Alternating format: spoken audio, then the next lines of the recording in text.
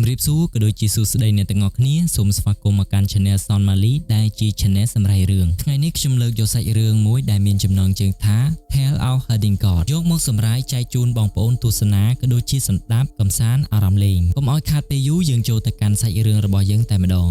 នៅក្នុងពិភពដ៏ធំមួយមានទឹកដីដែលមនុស្សគ្រប់គ្នាហៅថា Great Rune ឬ Great Wasteland វាជាទឹកដីដែលថ្ងៃនិងយប់ខុសគ្នាឆ្ងាយដូចមេឃនិងដីនៅពេលថ្ងៃវាហាក់បីដូចជាស្ងប់ស្ងាត់ប៉ុន្តែនៅពេលយប់វាប្រែក្លាយទៅជាភពមួយដែលគួរឲ្យខ្លាចបំផុតនៅពេលយប់មានអារក្សវិញ្ញាណនិងអំណាចអន្តការចេញធ្វើដំណើរដោយគ្មានអ្នកណាអាចទប់ស្កាត់បានដូច្នេះហើយមនុស្សទាំងអស់ដែលរស់នៅទីនោះមានច្បាប់មួយដ៏តឹងរ៉ឹងថានៅពេលយប់សូមកុំចេញក្រៅយប់មួយក្នុងទឹកដីដ៏គ្រោះថ្នាក់នោះមានកន្ត្រកតូចមួយដែលត្រូវបានបណ្ដែតចោលនៅលើទឹកនៅខាងក្នុងកន្ត្រកនោះគឺមានទារកម្នាក់ដែលកំពុងតែដេកយំនៅលើកន្ត្រកនោះមើលទៅហាក់បីដូចជាគួរឲ្យស្រណោះទារនោះខ្លាំងណាស់មិនដឹងថាមកពីទីណានិងមិនដឹងថាអ្នកណាគឺជាឪពុកម្ដាយរបស់ទារកនេះការយកទារកនេះមកទុកនៅទីនេះគឺស្មើនឹងយកគេមកសម្លាប់ចោលតែម្ដងប៉ុន្តែជោគវាសនារបស់ទារកនេះមិនទាន់បានមកដល់ទីបញ្ចប់នោះទេទារកម្នាក់នេះត្រូវបានរកឃើញដោយក្រុមមនុស្សចាស់មួយក្រុម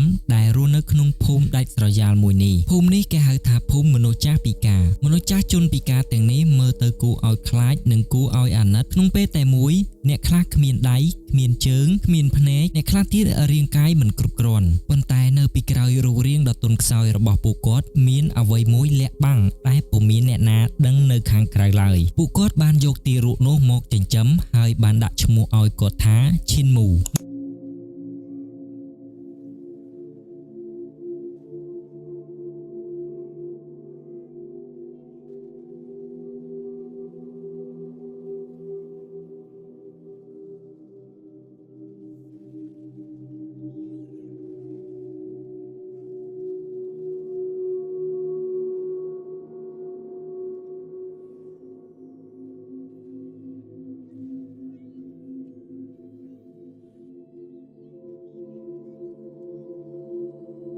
នៅក្នុងភូមិឈិនមូធំឡើងដោយភាពកក់ក្ដៅទោះបីជាពិភពខាងក្រៅពោពេញទៅដោយគ្រោះថ្នាក់ក៏ជីវិតរស់នៅក្នុងភូមិនោះពោពេញទៅដោយសេចក្តីសើចសប្បាយរីករាយ Granny C គឺជាស្ត្រីចំណាស់ម្នាក់ដែលបានមើលថែរក្សាឈិនមូដូចជាកូនបង្កើតរបស់គាត់ហើយអ្នកផ្សេងទៀតបង្រៀនឈិនមូពីរបៀបរស់នៅបង្រៀនពីការប្រុងប្រយ័ត្ននិងពីច្បាប់រស់រានមានជីវិតនៅក្នុងភូមិ Great Rune ឈិនមូជាក្មេងប្រុសម្នាក់ដែលមិនងាយខ្លាចអ្វីងាយៗនោះទេគាត់រឹងមាំស្មោះត្រង់មានចិត្តល្អគាត់មិនដឹងថាអតីតកាលរបស់គាត់ពាក់ព័ន្ធនឹងអ្វីនោះឡើយហើយរឹតតែមិនដឹងថាមនុស្សចាស់មួយក្រុមដែលមើលថែគាត់រហូតមកគឺជាមនុស្សមិនធម្មតាឬអ្វីផ្សេងទៀតទេថ្ងៃមួយខណៈពេលដែលឈិនមូចេញទៅចិញ្ចឹមគោគាត់បានជួបរឿងចម្លែកមួយគោមួយក្បាលនោះមិនត្រឹមតែមានកាប់កិរិយាខុសប្លែកធម្មតានោះទេប៉ុន្តែវាអាចនិយាយជាភាសាមនុស្សបានទៀតផងគោនោះសូមឲ្យឈិនមូដកដៃចេញពីលើក្បាលរបស់វាដោយសារតែចិត្តល្អនិងមិនសង្ស័យឈិនមូបានធ្វើតាម